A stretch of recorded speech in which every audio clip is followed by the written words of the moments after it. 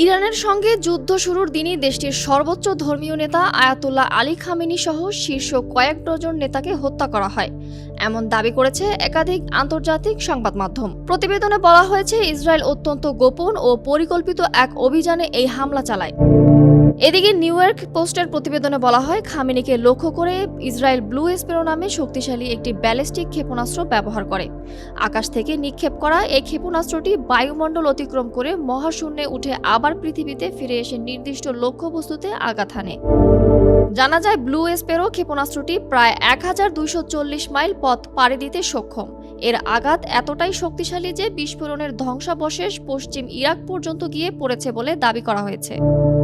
ইরানের স্থানীয় সময় শনিবার সকাল 7:30টার দিকে ইসরায়েল F-15 সহ বিভিন্ন যুদ্ধবিমান প্রস্তুত করে। প্রায় 2 ঘন্টা পর যুদ্ধবিমান থেকে ব্লু স্প্যারো সহ প্রায় 30টি ক্ষেপণাস্ত্র নিক্ষেপ করা হয়, যা সরাসরি খামেনির কম্পাউন্ডকে লক্ষ্য করে আঘাত হানে। তবে এসব দাবির বিষয়ে ইরান সরকার বা সংশ্লিষ্ট কর্তৃপক্ষের পক্ষ থেকে আনুষ্ঠানিক কোনো নিশ্চিত বক্তব্য পাওয়া যায়নি।